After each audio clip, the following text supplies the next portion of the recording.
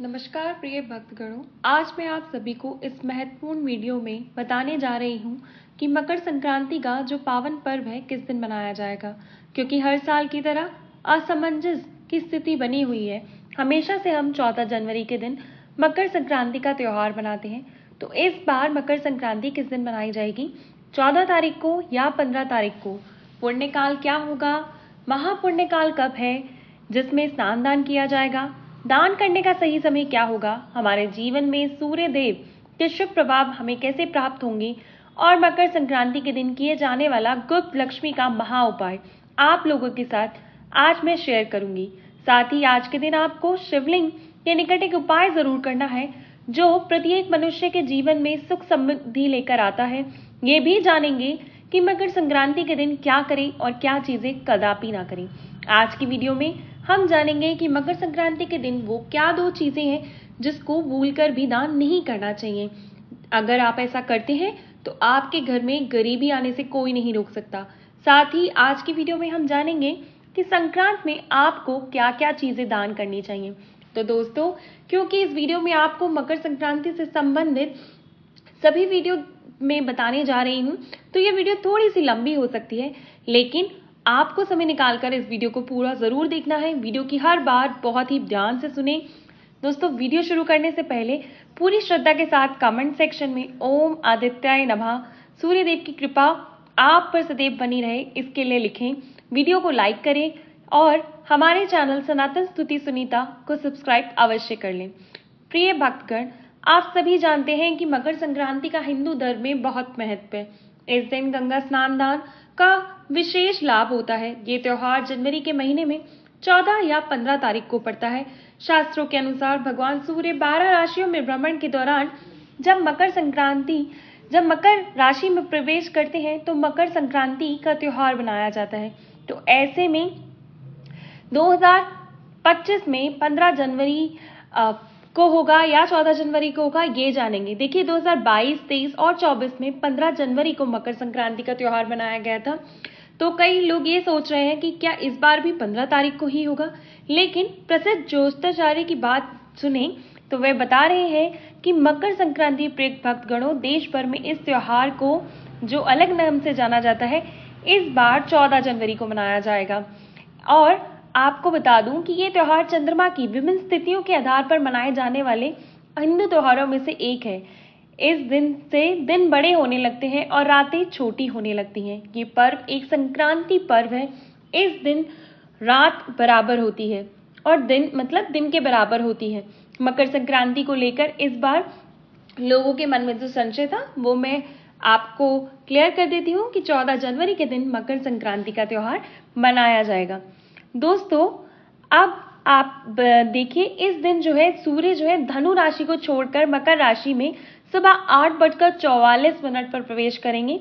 तो ये सनातन पंचांग के अनुसार संक्रांति पूर्ण काल मुहूर्त 14 जनवरी को सुबह 9:30 से शाम 5:46 तक होगा। संक्रांति का महापुण्य काल समय सुबह 9:03 से सुबह 10:48 तक होगा। इस बार लोहड़ी का जो पर्व है आज यानी कि 13 जनवरी सोमवार के दिन मनाया जाएगा और मकर संक्रांति 14 जनवरी को मनाएंगे।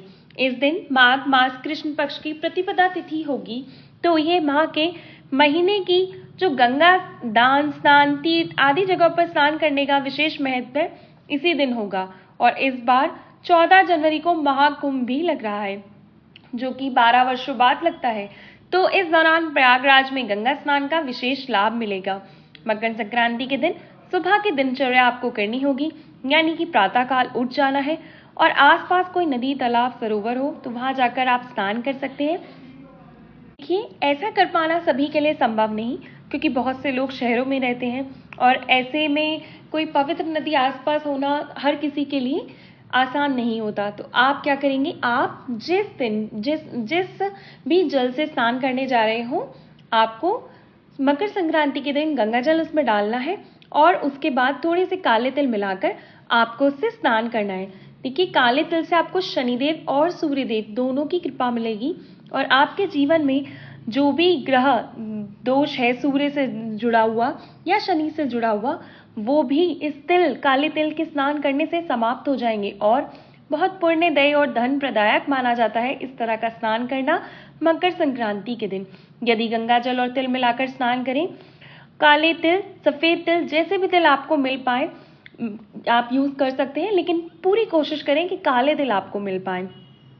देखिए, उसके बाद आज के दिन विशेष रूप से आपको सूर्य देव का पूजन करना है। देखिए, वैसे तो साल भर में हर दिन सूर्य देव की पूजा करना जरूरी रहता है, लेकिन किसी कारणवश नहीं भी कर पाते आप सूर्य देव का पूजन रोज, तो मकर संक्रांति के दिन विशेष रूप से आपको तांबे के लोटे में लाल रंग के फूल, रोली, गुड़, तिल मिलाकर जल भरकर उसमें थोड़ा सा हो सके तो गंगा जल मिलाकर, नहीं तो सिर्फ जल मिलाकर तांबे के लोटे में ये सामग्री जो मैंने आपको बताई मकर संक्रांति के दिन विशेष रूप से सूर्य को पूर्व दिशा में मुंह करके अर्घ्य दीजिए और ओम सूर्याय नमः, ओम आदित्याय नमः, सूर्य देव का जो भी मंत्र आपको आता हो उस मंत्र से आपको सूर्य देव को मकर संक्रांति के दिन अर्घ्य जरूर देना है।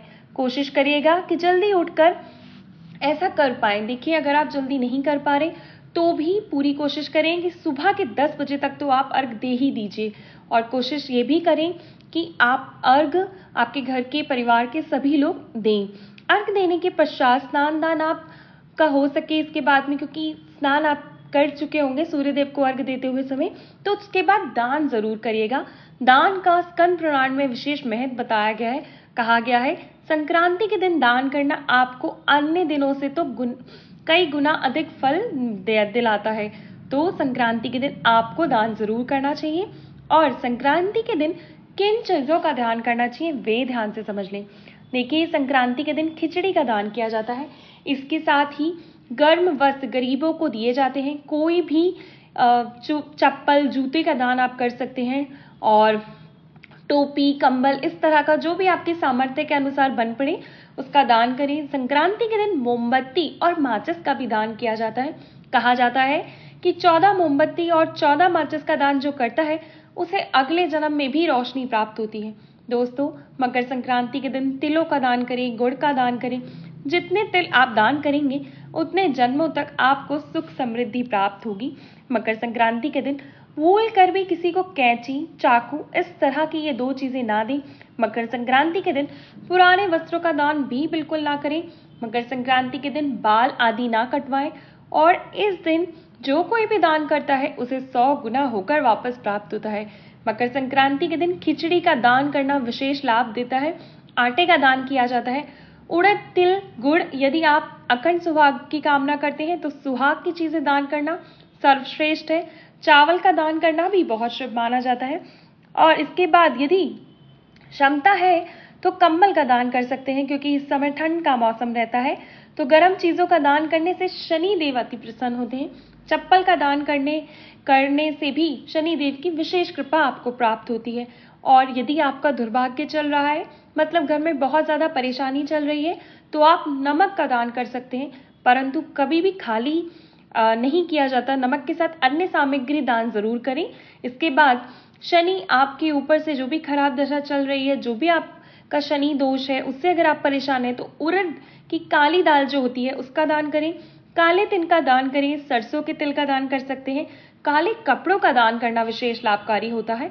यदि आपने जीवन में सूर्य देव को बलवान करना है, चाहते हैं कि समाज में आपकी पद प्रतिष्ठा बनी रहे, और आपके नौकरी, अगर आप नौकरी की तलाश में घूम रहे हैं और फिर भी आपके काम नहीं बन रहे, आपको मान सम्मान नहीं मिल पा रहा, नौकरी अच्छी नहीं मिल पा रही, और इस तरह की बहुत सी समस्याएं आपको आ रही हैं, तो सूर्य देव की कृपा से ठीक हो सकती हैं। इसके लिए आपको संक्रांति के दिन अर्घ देने के साथ साथ गुड़ का दान अवश्य करना चाहिए।